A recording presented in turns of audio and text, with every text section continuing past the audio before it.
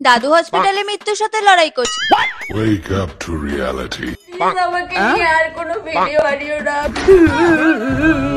কি হয়েছে দিদি, তুমি কান্না করছো কেন?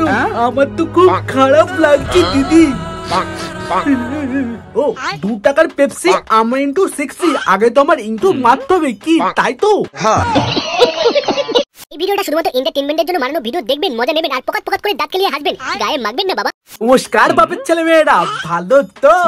তো হয়ে গেছে ওয়েলকাম টু মাই চ্যানেল, আর তোমরা দেখছো পাগল ছেলে।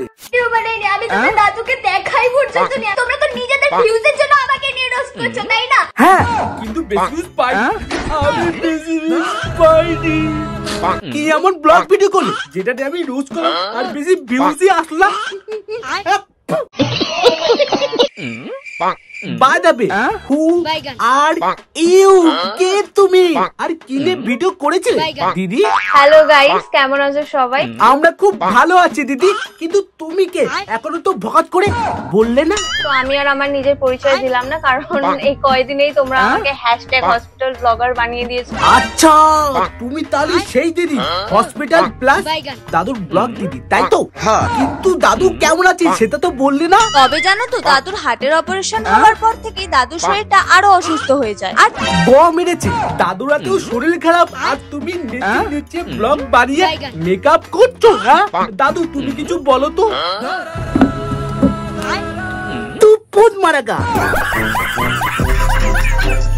সবাই প্লিজ ও দাদুর জন্য প্রে করো যাতে উনি সুস্থ হয়ে ওঠেন। আমিও সেটাই চাই, আমিও প্রে করব। বিশ্বাস করো দিদি, আমরা প্রে করছি যে দাদু তাড়াতাড়ি সুস্থ হয়ে উঠুক, কিন্তু আমরা কি করছি, এই দিদি তো ছা করছে, তাই তো? আর দাদু, ও দাদু, তোমাকে তাড়াতাড়ি সুস্থ হয়ে উঠতেই হবে, কারণ কে প্রে করছে দেখেছো? হ্যাঁ রে পাগল ছেলে নাতি, আমাকে তো সুস্থ হয়ে উঠতেই হবে, কারণ আমাকে তো 5 নম্বর করতে হবে। কি করবে দাদু? বিয়ে। দাদু তুমিও ডবল মিনিং দাদু হয়ে গেলে। দাদু তো খুব দুষ্টু। আচ্ছা, আর অনেকে তোমরা আজও আমাকে নিয়ে এত রোস্ট করছো, এত বাজে বাজে কথা বলছো আমার দাদুকে নিয়ে।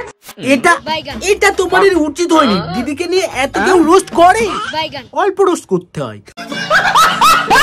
আমার বাড়িতে জানো কত প্রবলেম হচ্ছে। এই মেরেছে কত প্রবলেম হচ্ছে দিদি, সেই ব্লগ তো আমরা এখনো দেখিনি। তাছাড়া আমি তো হসপিটালের ভিতরে গিয়ে কোনো ভিডিও বানাইনি, আমি তোমার দাদুকে দেখাই পর্যন্ত। খুবই অন্যায় হয়েছে, তুমি দাদুকে দেখাওনি তাই এত তোমাকে দেখছে, আর তুমি যদি দাদুকে দেখাও। দাদু তুমি কিছু বলো তো, পোদ মারাগা। একটা মানুষ অসুস্থ হয়ে হসপিটালে রয়েছে, তোমরা তাকে বলছো যে পটল তুলবে। এই দাঁড়াও দাদু পটল তুলবে এই কথা তো আমরা কখনো বলিনি। আচ্ছা দাঁড়াও, দিদির আগে এই ভিডিওটা দেখো, তারপর দিদির হচ্ছে, আগে এই ভিডিওটা দেখো। আর ডাক্তার বলেছে দাদু নাকি আর বেশিক্ষণ বাঁচবে না, কারণ আমি বাড়ির লোককে আগেই বলেছিলাম শুধু শুধু দাদুকে বাঁচাতে গিয়ে আমার বিয়ের টাকাগুলো এইভাবে খরচা করো না।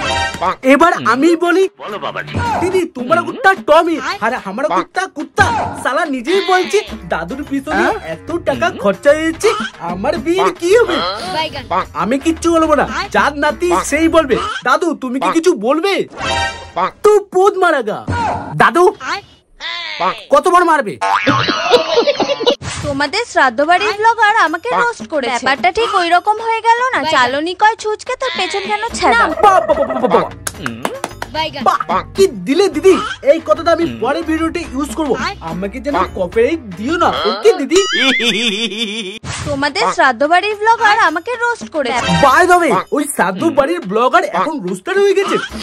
তোমরা যদি ব্লগ ভিডিও করি, তোমরা যদি নিজেকে রোস্ট করো, তাহলে আমরা কি করব? আমরা একবার ভাই আমি ইউটিউব থেকে ওয়ার্নিং পেয়েছি, এটা বলে কি আমি আরেকবার ওয়ার্নিং পাবো?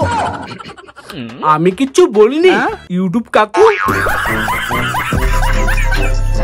ভাই আমার দাদু, আমি হসপিটালে মেকআপ করে যাব কি যাব না সেটা আমার ব্যাপার।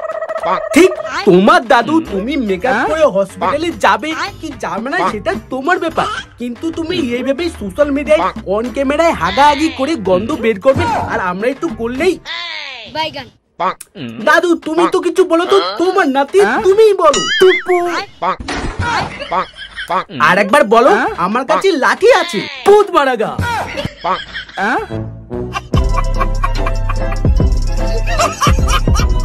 তো হে গাইস, যদি তোমার এই ভিডিও ভালো লেগে থাকে তো ভিডিওটাকে লাইক, কমেন্ট, শেয়ার আর চ্যানেলটাকে টুকুস করে সাবস্ক্রাইব করে দিও, ঠিক আছে? তো টাটা।